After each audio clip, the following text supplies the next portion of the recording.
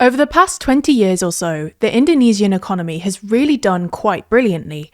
Indonesia has consistently posted remarkably strong growth figures and has quietly become, if you adjust for purchasing power, the 7th largest economy in the world, according to the latest IMF data.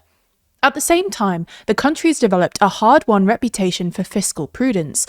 Indonesia has consistently run manageably small budget deficits, and its debt-to-GDP ratio has generally stayed below 40%.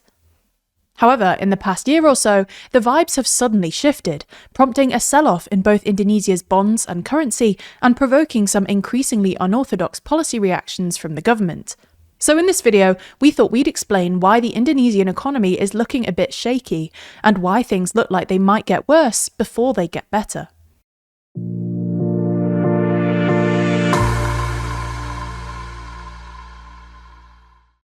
Anxieties about material self-sufficiency, a turn towards protectionism, great powers asserting their spheres of influence, this all looks suspiciously similar to the build-up to the First World War. In the latest issue of our magazine, we explore the remarkable parallels between now and then, and ask whether we can avoid a third one. That's just one of 80 pages in the magazine though, because as always there's more to too long than you'd expect. Purchase your copy by clicking the link in the description. So, as we see it, arguably the root cause of Indonesia's recent economic shakiness are the government's big spending plans. For context, since coming to power in late 2024, Indonesia's president, Prabowo Subianto, has announced a number of costly policies, including an ambitious housing plan, a program for 80,000 village cooperatives, and his flagship Free Nutritious Meals program, which aims to provide free and nutritious lunches to more than 80 million people, mostly school-aged children and pregnant women. These sweeping programs were already taking their toll on the state finances. The Free Nutritious Meals program alone accounts for something like 10% of all Indonesian government expenditures, but they've since come under even more strain since the war in Iran and the subsequent increase in global energy prices. This is both because Indonesia imports most of its oil, which means the recent increase in oil prices has put a dampener on the economy and decreased tax revenues, but also because the Indonesian government subsidizes fuel. So, as global oil prices have surged, the cost of these subsidies has ballooned. Now, to be clear, we're not saying that governments shouldn't spend money, or that these are bad policies per se. However, the problem in Indonesia's case specifically is how these big spending plans interact with so-called state finance law, which limits budget deficits to 3% of GDP. For context, the state finance law was passed in the wake of the 1998 financial crisis, which hit Indonesia incredibly hard.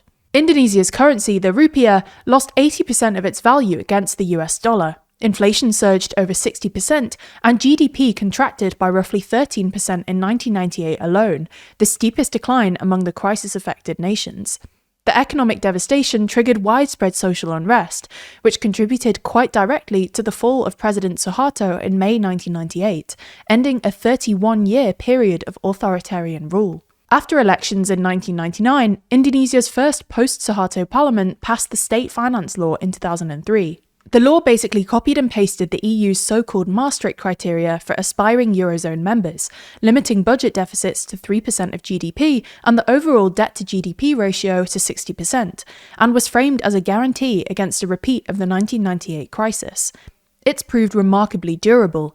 With the exception of the worst pandemic years, every Indonesian government since has stuck to it, and Indonesia has earned a reputation for fiscal competence with the international markets. Now, Prabowo's big-ticket programs were already testing these limits, with the deficit coming in at 2.9% of GDP last year. But when the war in Iran kicked off and energy prices started surging, it quickly became clear that, if he wanted to keep the deficit below 3%, Prabowo would have to either wind down one of his big policies or scrap the fuel subsidy, with the finance ministry forecasting a 3.6% deficit if fuel prices stayed around $90 a barrel. But Prabowo has refused to do either of these things and has instead resorted to a series of financial tricks to keep himself in the green. Perhaps most notably, it looks like he's pressured the Indonesian central bank into lending a hand via a so-called burden-sharing agreement, agreed last year. The specifics are complicated, but the basic idea is that the central bank is printing money to buy up government debt, and also giving some of the interest it earns on that debt back to the government. This looks like a rather blatant violation of the central bank's nominal independence, which has been under threat since Prabowo installed his nephew as deputy governor last year. To ease the burden further, Prabowo has also strong-armed Indonesia's oligarchs into buying billions of dollars worth of so-called patriot bonds. There has also been some suggestion that the government is fiddling with the GDP numbers, because a bigger GDP number would allow the government to run a bigger deficit. This might sound conspiratorial, but Indonesia's GDP numbers have been coming in suspiciously consistent at basically 5% every quarter for the past few years, despite the fact that Indonesia is a big commodity exporter and should thus be affected by swings in global commodity prices. More recently, the government has claimed that growth is accelerating, coming in at a 3-year high of 5.6% in the first quarter of this year. But this looks somewhat implausible. Not only was this headline number well above forecast, which has started happening suspiciously often with Indonesia's GDP prints, but when you dig into the data, there were some weird numbers. For instance, the government claimed an implausible 25-fold jump in the value of inventories, and a fair bit of the headline growth was apparently driven by growth in manufacturing, even though electricity use, which usually tracks manufacturing output, fell at the same time. Nor is this the first time that economists have cast doubt on Indonesia's official data. Last August, after quarterly data showed the country growing at its fastest rate in 2 years, local economists held a private meeting with the finance ministry asking for clarifications about the data, and especially the implausibly high investment numbers. Anyway, this has all provoked some anxiety in the markets, leading to a sell-off in Indonesia's government bonds and its currency, with the rupiah reaching a post-crisis high of nearly 18,000 to the US dollar. Prabowo has tried to stem this decline in the rupiah by imposing some remarkably draconian capital controls. In other words, by making it harder for people to get their money out of the country. In January, the government imposed new laws, basically requiring big commodity exporters to keep their foreign currency earnings locked up in the state-controlled banks for at least a year, with strict conditions and limits on withdrawals. Then, last month, Prabowo took things a step further when, in a much-anticipated speech on fiscal policy, where most people expected him to try to calm the markets, he instead announced the creation of Danantara Sumber Indonesia, or DSI, a new state-owned agency within Indonesia's sovereign wealth fund. DSI will apparently take near-total control over Indonesia's commodity exports. Exporters will first have to sell their commodities to DSI, which will then sell them onto the global market.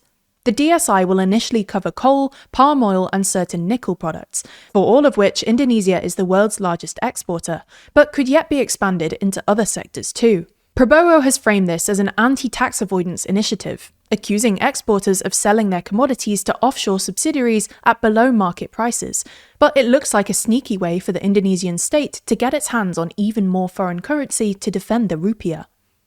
Unsurprisingly, none of this has calmed the markets, and the sell-off in the rupiah has actually accelerated. The risk here is that, surrounded by yes-men, Prabowo gets stuck in a sort of doom loop, with economic turmoil inviting draconian policy interventions, leading to more economic turmoil, etc. The latest issue of our magazine, Too Long, is out now, and if you want our best value ever, subscribing and using the code SUMMER26 gets you your first copy for as cheap as £4.99, as well as 20% off as long as you stay subscribed. I actually told you about one of the articles in this edition of the magazine at the start of this video, but this issue's also jam-packed with other content from all around the world. Obviously, the headline section is our rundown of Trump's wars around the world, discussing all of the different countries and regions which have faced Trump's military wrath, going nation by nation through the timeline, and reaching the ultimate question, has Trump launched a modern holy war? From there, we dive into our regional sections, starting with the UK, where we unpack the results of the recent May elections, take a look at the UK's odd foreign posture, and discuss whether Britain has become ungovernable. Then, in the EU section, we discuss how Russia's sphere of influence is fading, why Europe's energy transition isn't what you expect, and also look at the Euro's missing members. Finally, in the global section, we discuss if we're seeing echoes of the First World War, what's next for Iran, as well as what really came from the Gen Z protests we saw emerging last year. But that's not even everything. With this 80-page issue, our joint longest ever, there's even more to read than I've even been able to mention here.